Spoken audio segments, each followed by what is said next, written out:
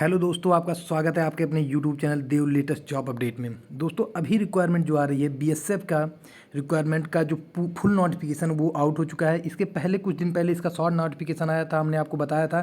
तो अब basically full notification आ चुका है। इसमें डिटेल में दिया है गया है क्या एज क्राइटेरिया रखा गया है, क्या आपको एज रिलैक्सेशन दिया गया जाएगा या एग्ज़ाम फ़ी की बात की जाए, पूरा डिटेल में सब कुछ दिया गया है। तो पूरा डिटेल में बात करेंगे नोटिफिकेशन में क्या एज क्राइटेरिया है या आपकी एग्ज़ाम फ़ी क्या है, आप फॉर्म फिल कैसे करेंगे, तो पूरा डिटेल में बात करेंगे। तो अभी तक आपने हमारे चैनल को सब्सक्राइब नहीं किया तो प्लीज़ चैनल को सब्सक्राइब कर लें। आपको ऐसी लेटेस्ट वीडियो इस चैनल पे सबसे पहले मिलती रहती है। चलिए दोस्तों वीडियो को शुरू करते हैं और आपको डिटेल में बताते हैं नोटिफिकेशन में क्या निकल के आ रहा है। अब पहले ये बात कर लेते हैं जो रिक्वायरमेंट निकल के आ रहा है ये बीएसएफ की तरफ से निकल के आ रहा है, जो आपका मिनिस्ट्री ऑफ होम अफेयर्स के अंतर्गत आता है। बीएसएफ जो आपका बॉर्डर सिक्योरिटी फोर्स है उसके अंतर्गत ये रिक्वायरमेंट आ रही है। ये नोटिफिकेशन बेसिकली 22 तारीख को निकला है, लेकिन जो अभी फॉर्म का फिल करने का डेट है वो बेसिकली 25 तारीख से आपका स्टार्ट होगा। अब हम आगे बात कर लेते हैं। यहाँ पे देखिए आपका फॉर्म फिल करने का और लास्ट डेट दिया गया है कि आपका फॉर्म फिल 25 तारीख से आपका फॉर्म फिल करना स्टार्ट हो जाएगा और लास्ट डेट जो है वो 8 जून तक रखा गया है। तो आपके पास काफ़ी टाइम है, आप फॉर्म फिल करने में कोई इशू नहीं होगा। अब हम आगे बात करते हैं जो रिक्वायरमेंट निकल आ रही कितनी सीट और किस डिपार्टमेंट में निकल के आ रही है। तो यहाँ पे अगर हम बात कर लेते हैं सीट की, तो जो पहली रिक्वायरमेंट देखिए निकल के आ रही इंस्पेक्टर आर्किटेक्ट, जिसके लिए आपके पास नंबर ऑफ सीट 1 है। ये टोटल अनरिजर्व कैंडिडेट के लिए 1 सीट है। अब यहाँ पे अगर हम पे लेवल की बात करें तो आपको बहुत अच्छी पे लेवल मिल रही है। 44,900 से लेके 1,42,000 तक की आपको पे स्केल प्रोवाइड की जा रही है। अब नेक्स्ट रिक्वायरमेंट जो आ रहा है सब इंस्पेक्टर वर्क के लिए, तो यहाँ पे कैटेगरी वाइज आप जिस भी कैटेगरी से आप सेलेक्ट कर लीजिएगा। जो टोटल सीट है यहाँ पे देखिए 57 सीट रखा गया है और एक्स सर्विसमैन जो होते हैं उनको अलग से 10% यहाँ पे छूट मिलेगा, तो उनके लिए 5 सीट अलग से निकाली गई है। अब नेक्स्ट रिक्वायरमेंट जो आ रही है जूनियर इंजीनियर या सब इंस्पेक्टर इलेक्ट्रिकल के लिए।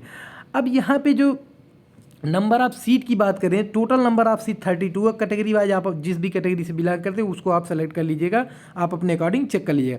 अब अगर हम यहाँ पे स्केल की बात करें तो यहाँ भी बहुत अच्छी पे स्केल आपको मिल रही है। 35,400 से लेकर 1,12,000 तक की आपको पे स्केल मिल रही है। अब हम आगे क्वालिफिकेशन की बात कर लेंगे और एज लिमिट की बात कर लेंगे कि आपको एज क्या प्रोवाइड किया जा रहा है। बेसिकली ये फॉर्म ऑल ओवर इंडिया से फिल कर सकते हैं, कहीं से भी कोई इशू नहीं, मेल फीमेल दोनों कैंडिडेट के लिए है। अब हम आगे बात कर लेते हैं आपका एज क्राइटेरिया की। अगर हम बात करें तो एज लिमिट जो दिया गया है आपका इंस्पेक्टर आर्किटेक्ट के लिए लेस देन मतलब आपका 30 ईयर से मिनिमम एज होना चाहिए, आपका कम से कम 30 ईयर के नीचे होना चाहिए। और सब इंस्पेक्टर और जूनियर इंजीनियर सब इंस्पेक्टर दोनों के लिए आपका जो मैक्सिमम एज क्राइटेरिया रखा गया हो लेस देन 30 ईयर होना चाहिए। अब आगे हम बात कर लेते हैं।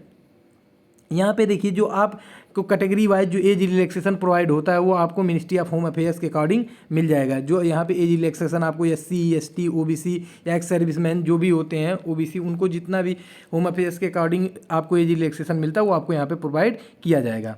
अब हम आगे बात करते हैं यहाँ पे जो निकल के आ रहा है क्वालिफ़िकेशन की। अब क्वालिफ़िकेशन की अगर हम बात कर लें तो देखिए अगर क्वालिफ़िकेशन हम पहले बात करते हैं इंस्पेक्टर के लिए, पहली रिक्वायरमेंट जो है इंस्पेक्टर के लिए उसके पास आपके डिग्री होना चाहिए आपका आर्किटेक्ट में, जो कि एक किसी भी रिकॉग्नाइज्ड यूनिवर्सिटी से होना चाहिए। अब जो नेक्स्ट रिक्रूटमेंट है आपका सब इंस्पेक्टर वर्क के लिए, इसके लिए आपके पास 3 ईयर का डिप्लोमा होना चाहिए।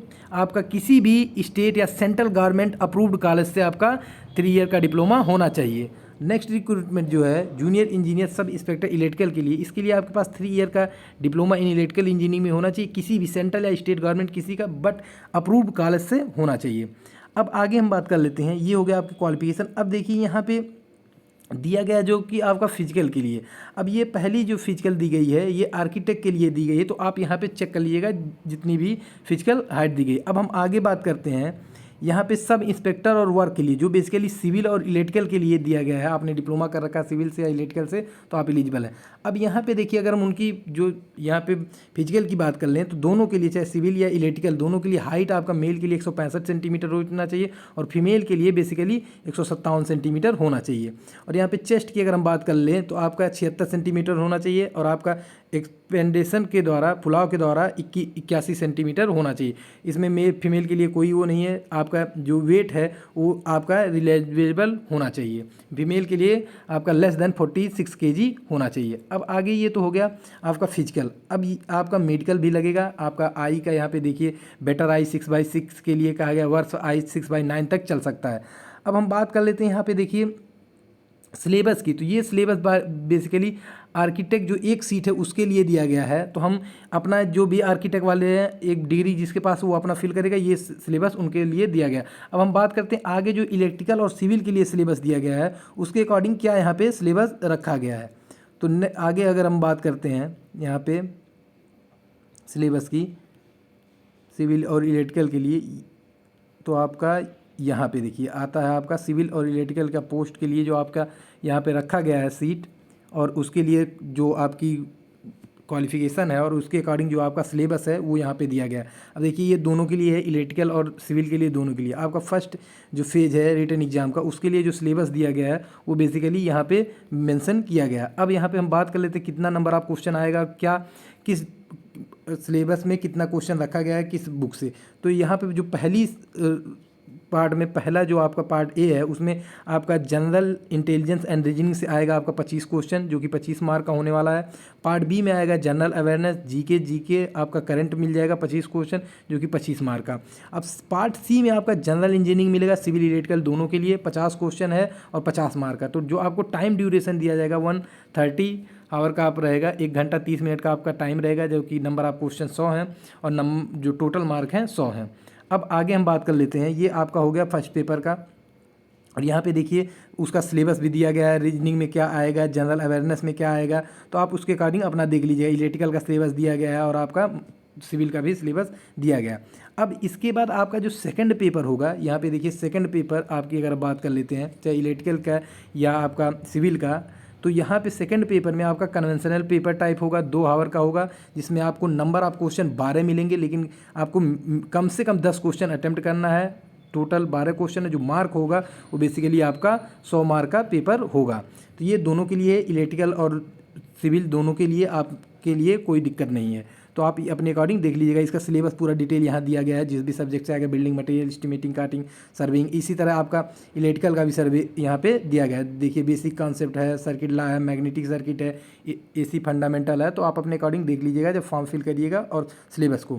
तो ये बेसिकली पूरा नोटिफिकेशन था। और यहाँ पे देखिए जो आपका कम से कम अगर आप जनरल कैंडिडेट हैं तो आपका 50% होना चाहिए, SC ST कैंडिडेट हैं तो आपके पास 45 ये क्वालिफाइंग मार्क रखा गया है। जनरल OBC के लिए 50% और SC ST के लिए 45% रखा गया है।